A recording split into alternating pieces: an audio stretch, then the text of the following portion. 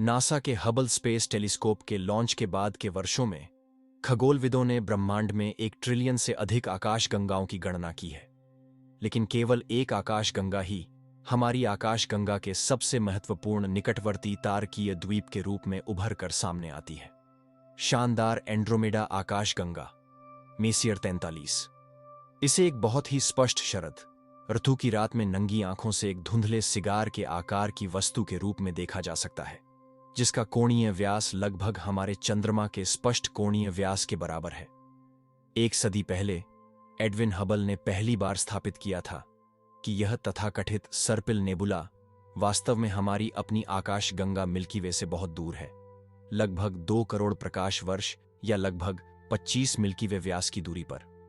उससे पहले खगोलविदों ने लंबे समय से सोचा था कि मिल्की वे पूरे ब्रह्मांड को घेरता है। रातों रात हबल की खोज ने एक असीम रूप से भव्य ब्रह्मांड का अनावरण करके ब्रह्मांड विज्ञान को उल्टा कर दिया। अब 1 सदी बाद हबल के नाम पर अंतरिक्ष दूरबीन ने तारों के इस आकर्षक साम्राज्य का सबसे व्यापक सर्वेक्षण पूरा कर लिया है। हबल दूरबीन एंड्रोमेडा के विकासवादी इतिहास के बारे में नए सुराग दे रही है, और यह आकाशगंगा के इतिहास से बिल्कुल अलग दिखती है। ब्रह्मांड में सर्पिल आकाशगंगाओं के प्रतिनिधि के रूप में एंड्रोमेडा के बिना खगोलविदों को हमारी अपनी आकाशगंगा की संरचना और विकास के बारे में बहुत कम जानकारी होगी। ऐसा इसलिए है क्योंकि हम आकाशगंगा के अंदर ही बसे हुए हैं। यह सेंट्रल पार्क के बीच में खड़े होकर न्यूयॉर्क शहर के लेआउट को समझने की कोशिश करने जैसा है।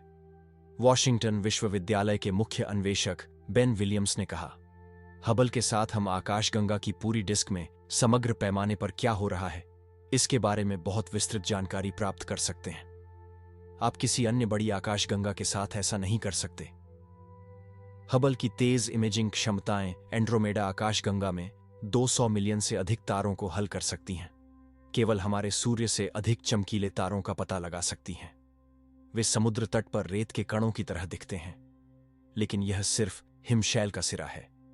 एंड्रोमेडा की कुल आबादी 1 ट्रिलियन सितारों की होने का अनुमान है, जिसमें कई कम विशाल तारे हबल की संवेदनशीलता सीमा से नीचे आते हैं। एंड्रोमेडा की तस्वीरें लेना एक बहुत बड़ा काम था, क्योंकि यह आकाशगंगा हबल द्वारा नियमित रूप से देखी जाने वाली आकाशगंगाओं की तुलना में आकाश में बहुत बड़ी लक्ष्य है, जो अक्सर अरबों प्रकाश वर्ष दूर होती हैं। पूरा प्रोजेक्ट 2 हबल कार्यक्रमों के तहत किया गया था। कुल मिलाकर इसके लिए 1 दशक से अधिक समय तक 1000 से अधिक हबल कक्षाओं की आवश्यकता थी। इस कार्यक्रम के बाद panchromatic Hubble Andromeda southern treasury PHAST का आयोजन किया गया, जिसे हाल ही में दी एस्ट्रोफिजिकल जर्नल में प्रकाशित किया गया, और वॉशिंगटन विश्वविद्यालय में झुओ चेन के नेतृत्व में, जिसने एंड्रोमेडा के दक्षिणी हिस्से में लगभग 100 मिलियन तारों की तस्वीरें जोड़ी। यह क्षेत्र संरचनात्मक रूप से अद्वितीय है और PHAST सर्वेक्षण द्वारा मैप किए गए उत्तरी डिस्क की तुलना में आकाशगंगा के विलय के इतिहास के प्रति अधिक संवेदनशील है। संयुक्त कार्यक्रम सामूहिक रूप से एंड्रोमेडा की पूरी डिस्क को कवर करते हैं, जिसे लगभग किनारे से देखा जा सकता है, पृथ्वी के दृश्य के सापेक्ष 77 डिग्री झुका हुआ। आकाशगंगा इतनी बड़ी है कि मोजेक को लगभग 600 अलग अलग दृश्य क्षेत्रों से इकट्ठा किया गया है। मोजेक छवि कम से कम 2.5 बिलियन पिक्सल से बनी है। पूरक हबल सर्वेक्षण कार्यक्रम एंड्रोमेडा के अंदर आयु, भारी तत्व की प्रचुरता और तारकीय द्रव्यमान के बारे में जानकारी प्रदान करते हैं। यह खगोलविदों को उन प्रतिस्पर्धी परिदृश्यों के बीच अंतर करने की अनुमति देगा जहां एंड्रोमेडा 1 या अधिक आकाशगंगाओं के साथ विलीन हो गया था। हबल के विस्तृत माप एंड्रोमेडा के विलय के इतिहास और डिस्क विकास के मॉडल को सीमित करते हैं। हालांकि मिल्की वे और एंड्रोमेडा का निर्माण संभवतः कई अरब साल पहले एक ही समय में हुआ था, लेकिन अवलोकन संबंधी साक्ष्यों से पता चलता है कि एक ही ब्रह्मांडीय पड़ोस में विकसित होने के बावजूद उनका विकासवादी इतिहास बहुत अलग है। शोधकर्ताओं का कहना है कि एंड्रोमेडा में युवा तारे अधिक संख्या में पाए जाते हैं और इसमें तारों की सुसंगत धारा जैसी असामान्य विशेषताएं हैं। इसका मतलब है कि मिल्की वे की तुलना में इसका हालिया तारा निर्माण और अंतःक्रिया इतिहास अधिक सक्रिय है। एंड्रोमेडा एक ट्रेन का मलबा है। ऐसा लगता है कि यह किसी तरह की घटना से गुजरा है, जिसके कारण इसमें बहुत सारे तारे बने और फिर अचानक बंद हो गए।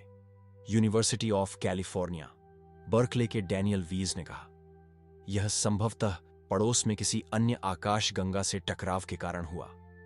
एक संभावित अपराधी कॉम्पैक्ट सैटेलाइट आकाशगंगा मेसियर 22 है, जो एक बार सर्पिल आकाशगंगा के छिन्न भिन्न कोर जैसा दिखता है, जो अतीत में एंड्रोमेडा के साथ बातचीत कर सकता है। कंप्यूटर सिमुलेशन से पता चलता है कि जब किसी अन्य आकाशगंगा के साथ निकट संपर्क में सभी उपलब्ध अंतरतारकीय गैस का उपयोग हो जाता है, तो तारा निर्माण कम हो जाता है, वेज ने कहा। एंड्रोमेडा एक संक्रमणकालीन प्रकार की आकाशगंगा की तरह दिखती है, जो एक तारा निर्माण सर्पिल और एक प्रकार की अंडाकार आकाशगंगा के बीच है, जिसमें बूढ़े लाल तारे हावी हैं। हम बता सकते हैं कि इसमें पुराने तारों का एक बड़ा केंद्रीय उभार है और एक तारा निर्माण डिस्क है, जो आकाशगंगा के द्रव्यमान को देखते हुए उतनी सक्रिय नहीं है जितनी आप उम्मीद कर सकते हैं, विलियम्स ने कहा। समाधान किए गए तारों पर यह विस्तृत नजर डालने से हमें आकाशगंगा के पिछले विलय और अंतःक्रिया के इतिहास को एक साथ जोड़ने में मदद मिलेगी। हबल के नए निष्कर्ष नासा के जेम्स वेब स्पेस टेलीस्कोप और आगामी Nancy grace Roman space telescope द्वारा भविष्य के अवलोकनों का समर्थन करेंगे। मूल रूप से हबल का एक वाइड एंगल संस्करण समान आकार के दर्पण के साथ रोमन एक ही एक्सपोजर में कम से कम 100 उच्च रिजोल्यूशन हबल छवियों के बराबर कैप्चर करेगा। ये अवलोकन हबल के विशाल डेटा सेट को पूरक और विस्तारित करेंगे। हबल स्पेस टेलीस्कोप 3 दशकों से अधिक समय से काम कर रहा है और लगातार ऐसे महत्वपूर्ण खोज कर रहा है जो ब्रह्मांड के बारे में हमारी बुनियादी समझ को आकार देते हैं। हबल नासा और ईएसए यूरोपीय अंतरिक्ष एजेंसी के बीच अंतर्राष्ट्रीय सहयोग की एक परियोजना है। मैरीलैंड के ग्रीन बेल्ट में नासा का Goddard space flight centre telescope और मिशन संचालन का प्रबंधन करता है। डेनवर में स्थित लॉकहीड मार्टिन स्पेस भी गोडार्ड में मिशन संचालन का समर्थन करता है। बाल्टीमोर में स्पेस टेलीस्कोप साइंस इंस्टीट्यूट, जिसे association of universities for research in astronomy द्वारा संचालित किया जाता है,